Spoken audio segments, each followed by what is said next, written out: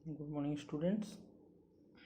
सो आज हम क्या करेंगे, एक एक details we will discuss about the parts of the cell. देखो फर्स्ट आता है हमारा सेल वॉल। ठीक है, तो cell wall is a non living है और सेल वॉल क्या होता है, ओनली प्लांट सेल में प्रेजेंट होता है। ये it is absent in animal cell. ठीक है, और क्या होता है, ये सेल वॉल सेलुलोज में बना होता है।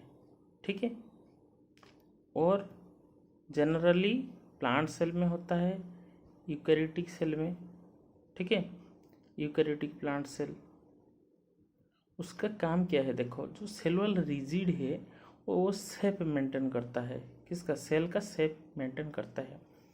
एंड ये जो है it is present over plasma membrane, so it protects plasma membrane. और क्या कहता है, इफ सेल ड्राई हो जाएगा उसको क्या करता है, प्रिवेंट करता है कवरिंग की तरह। ठीक है, और कोई भी अगर आउटसाइड सब्सटेंस है इट विल कम इनसाइड, और इनसाइड का सेल का जो component if it will go outside, so it will help in transport. तो उसके अंदर में जो आता है हमारा प्रोटोप्लाज्म है। प्रोटोप्लाज्म टू पार्ट है, साइटोप्लाज्म न्यूक्लियोप्लाज्म। समझ में आ रहा है कि नहीं? तो साइटोप्लाज्म और न्यूक्लियोप्लाज्म, ठीक है, मतलब साइटोप्लाज्म और न्यूक्लियस जो है उसके अंदर में क्या है, न्यूक्लियोप्लाज्म, दोनों को मिला के हम प्रोटोप्लाज्म बोलते हैं। समझ में आया? तो वो क्या है, एक विस्कोस टाइप ऑफ सब्सटेंस है और सेमी फ्लूइड का सब्सटेंस है, कोलोइडल फॉर्म में रहता है। कोलोइडल फॉर्म में रहता है, तो कोलोइड पढ़ा हुआ है। कोलोइड जो है तो उसका जो क्या क्या प्रॉपर्टीज है यू हैव स्टडीड ऑलरेडी, हम पढ़ चुके हैं। अगर नहीं तो प्रीवियसली जो वीडियो जाके आप चेक कर सकते हैं।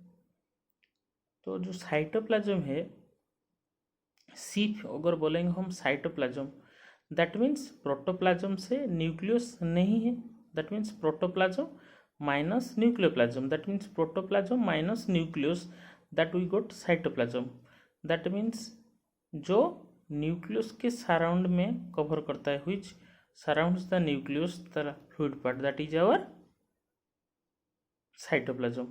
ठीक है, और न्यूक्लियोप्लाज्म कहाँ होता है, न्यूक्लियोप्लाज्म न्यूक्लियस के अंदर जो है न्यूक्लियोप्लाज्म है। ठीक है, प्रोटोप्लाज्म में क्या होता है, देखो जैसे कि वाइटल हमारे केमिकल से, एमिनो एसिड से, प्रोटीन से, शुगर से, ये सब डिजोल्व होता है उसमें। ठीक है, और ये सब मेटाबॉलिक रिएक्शन चलता है, हमें जैसे कि बहुत सारा रिएक्शन चलता है, उसको हम क्या बोलते हैं, मेटाबॉलिक रिएक्शन बोलते हैं। ठीक है, तो उसके अंदर में क्या है, ऑर्गेनेल से मैं प्रीवियस क्लास में जो हेड सीन द डायग्राम उसमें क्या था, गोल्गी एपरेटस था। ठीक है, बहुत सारा मतलब structure already you have seen in previous video. Okay, so उसका क्या क्या फंक्शन है उसको डिटेल्स में बोल रहा हूँ। देखो जो गोल्गी बॉडी है उसको हम गोल्गी एपरेटस या गोल्गी कॉम्प्लेक्स बोलते हैं।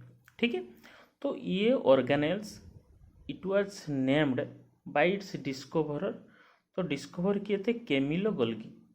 ठीक है, ये क्या होता है, it is A membrane bounded structure. ठीक है, मेम्ब्रेन बाउंडेड स्ट्रक्चर। ठीक है, और वो प्रेजेंट होता है पैरेलली, एक के साथ दूसरा पैरेलली प्रेजेंट रहता है सेल में। ठीक है, उसका काम ये है कि वो क्या करता है, जो भी सब्सटेंस आता है उसको स्टोर करता है, उसको मॉडिफाई करता है, उसका पैकेजिंग करता है और फिर देता है। दैट मीन्स फैक्ट्री की तरह है, रॉ मटेरियल लाया उसको प्रोडक्ट बनाया निकाला, उसी टाइप का है। मतलब जो रॉ मटेरियल आता है उसको प्रोसेसिंग करके, पैकेजिंग करके, मॉडिफाई करके यूजेबल फॉर्म में देता है। ठीक है, और क्या काम है उसका, लाइसोसोम फॉर्मेशन करना है। ठीक है, उसका मेम्ब्रेन से क्या होता है, वहाँ से लाइसोसोम फॉर्म। ठीक है, from Golgi body, Golgi body से लाइसोसोम का फॉर्मेशन होता है। Okay, then comes to ribosome. ठीक है, तो राइबोसोम क्या है, स्मॉल पार्टिकल से जो राउंडेड बॉडी, मतलब साइटोप्लाज्म में प्रेजेंट रहता है, ठीक है, या मतलब डिस्पर्स होकर प्रेजेंट रहता है। तो उसमें जो राइबोसोम है, अच्छे से याद रखना, it is made up of RNA and protein. समझ में आया? That is ribo nucleic acid and protein, दोनों मिला के क्या बनता है? राइबोसोम बनता है, ठीक है। और राइबोसोम का मैं बोला था जो प्रोकैरियोटिक सेल है, प्रिमिटिव सेल, ठीक है, बोल चुका हूँ difference prokaryotic cell eukaryotic cell, you know already, it has been studied. So prokaryotic cell में जो राइबोसोम होता है 70S टाइप का होता है, प्रिमिटिव टाइप, और जो यूकैरियोटिक में 80S होता है। तो अभी क्वेश्चन आता है कि 70S और 80S क्या है, ठीक है। देखो 70S 80S एक ऐसे सेडबर्ग यूनिट, तो उसको उसका एक वेट नहीं है, दैट इज नॉट वेट, ठीक है। उसको क्या किया जाता है? डिस्पोज किया जाता है, लिक्विड में जाता है, उसका सेडिमेंटेशन यूनिट निकाला जाता है, उसी के हिसाब से एस दिया हुआ है, इट इज ए यूनिट, मतलब if you will ask this is Svedberg unit, okay. तो ये इसका काम क्या है? प्रोटीन सिंथेसिस है। राइबोसोम का वह काम क्या है? Protein synthesis, okay. उसके बाद हमारा जो इम्पोर्टेंट ऑर्गेनेल्स आता है, दैट इज अवर माइटोकॉन्ड्रिया है, ठीक है, दैट इज अवर माइटोकॉन्ड्रिया। देखो mitochondria seen that is a road shaped organelles है।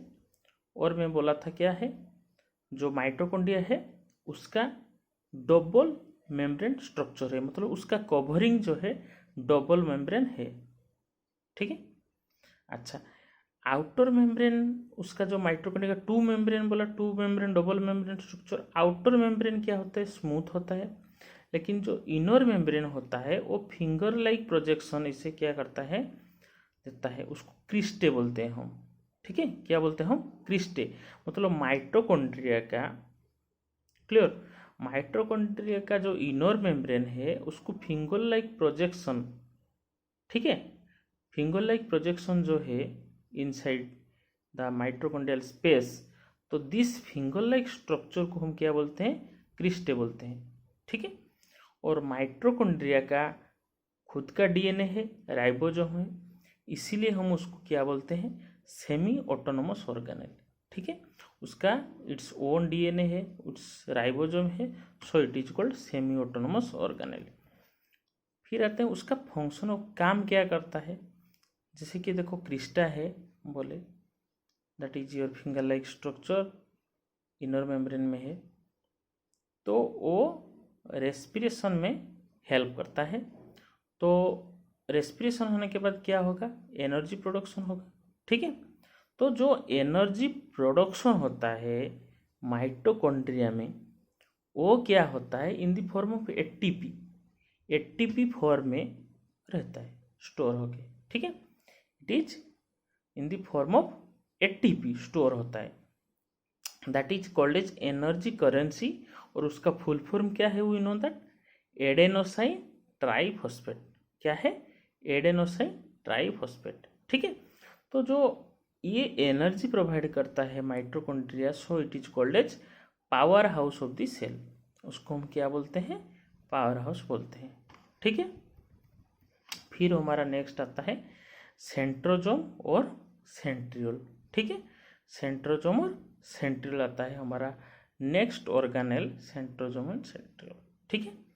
तो सेंट्रोजोम कहाँ होता है प्रेजेंट? यूकैरियोटिक एनिमल सेल में होता है, it is absent in plant cell, ठीक है, ओके।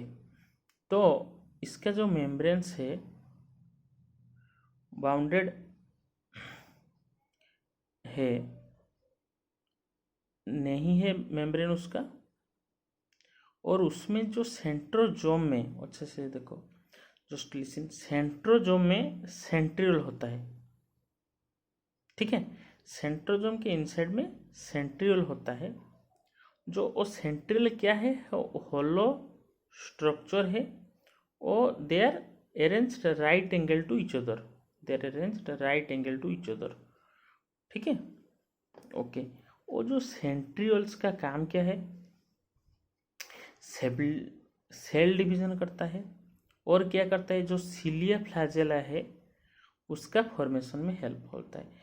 सिलिया फ्लैजेला बच्चों तुम लोगों को पता है, यू नो कि सिलिया फ्लैजेला का काम क्या है। सिलिया फ्लैजेला बहुत सारा ऑर्गेनिजम्स का मूवमेंट के लिए हेल्प होता है। जैसे कि पैरामासियम है, पैरामासियम कोडाटम उसको बोलते हैं, पैरामासियम सिंपली यू नो, ठीक है। तो उसका सिलिया है, ठीक है। तो ये सिलिया क्या होता है, all over the body like hair like structure present होता है और it helps in movement from one place to another place. ये सुनो ओके। तो उसका क्या हुआ, सिलिया फ्लैजेला मतलब how it is made of centriole में बना होता है। सेंट्रियोल और एक काम हुआ सेल डिवीजन, ठीक है। उसके बाद हमारा और एक इम्पोर्टेंट जो ऑर्गेनेल्स है दैट इज आवर प्लास्टिड, ठीक है। तो प्लास्टिड जनरली क्या होता है, generally it is present in plant cell में होता है, एनिमल सेल में प्लास्टिड प्रेजेंट नहीं होता है। That means it is absent in animal cell, animal cell में एब्सेंट है। और जनरली वो क्या होता है, स्फेरिकल और डिस्कोइडल शेप होता है, ठीक है।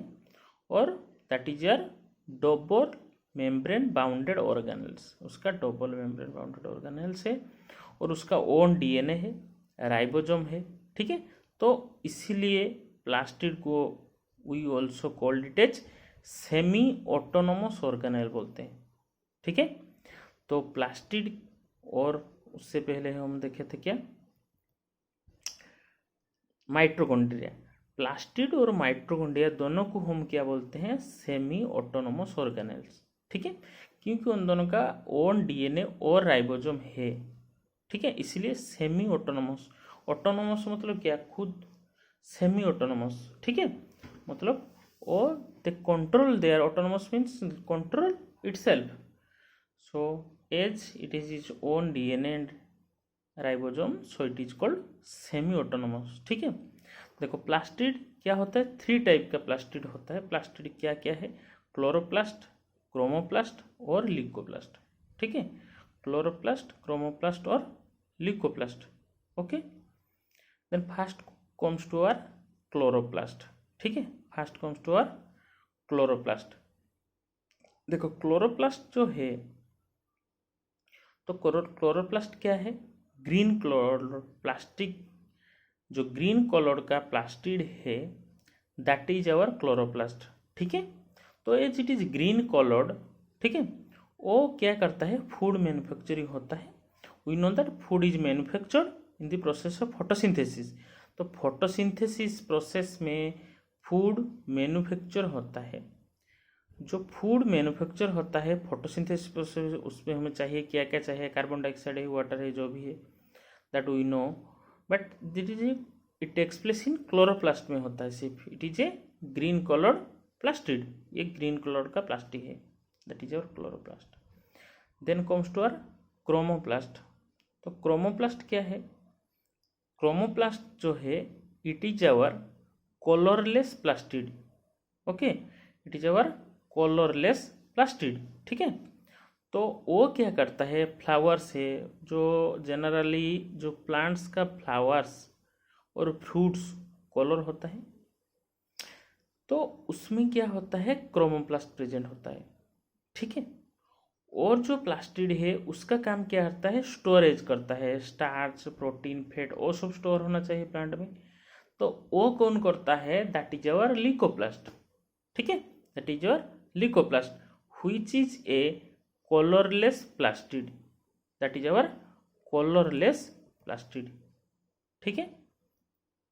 Then comes to our lysosome, okay. Then comes to lysosome. देखो लाइसोजोम का ऑल्सो मेम्ब्रेन है, सिंगल मेम्ब्रेन, लाइसोजोम का सिंगल मेम्ब्रेन है। कहाँ से वो होता है लाइसोजोम, लाइसोजोम गोल्गी बॉडी से तैयारी होता है, ठीक है। It is formed by Golgi body, that is small spherical structure है, ठीक है। उसके अंदर में क्या होता है, देखो बहुत सारा डाइजेस्टिव एंजाइम प्रेजेंट रहते हैं, ठीक है। हाइड्रोलेज हम बोलते हैं उसको, डाइजेस्टिव एंजाइम है, ठीक है। और क्या होता है, when this lysosome enzyme present है, जो वो डाइजेस्ट करता है फॉरेन सब्सटेंस को, ठीक है।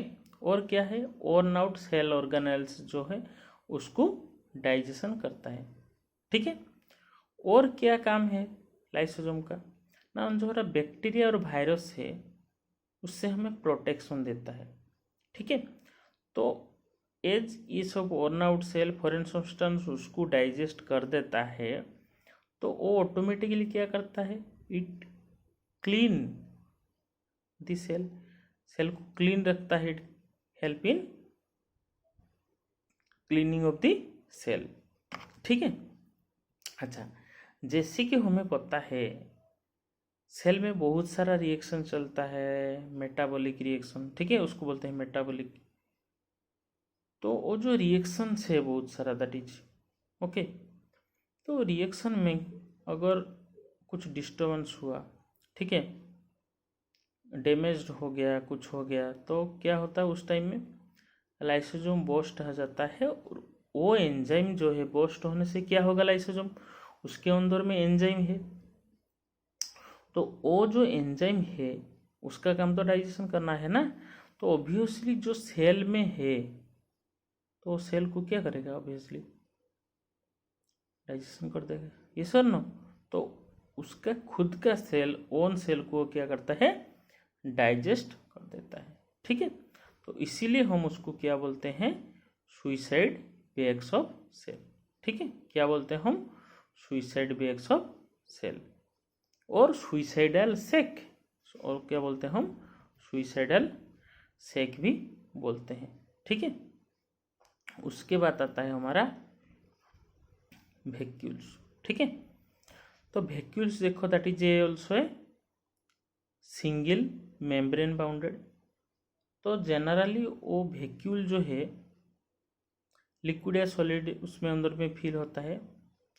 तो जो प्लांट सेल का वैक्यूल क्या होता है, जनरली लार्ज होता है, प्लांट सेल का वैक्यूल लार्ज होता है क्योंकि, और परमानेंट होता है क्योंकि एनिमल सेल तो डिवीजन होता है, क्योंकि वो टेम्पोररी है, ऑलवेज डिवाइडिंग। तो उसका एनिमल का वैक्यूल का size as compare to plant cells, इन जो प्लांट सेल में वैक्यूल का लार्ज साइज होता है, ओके।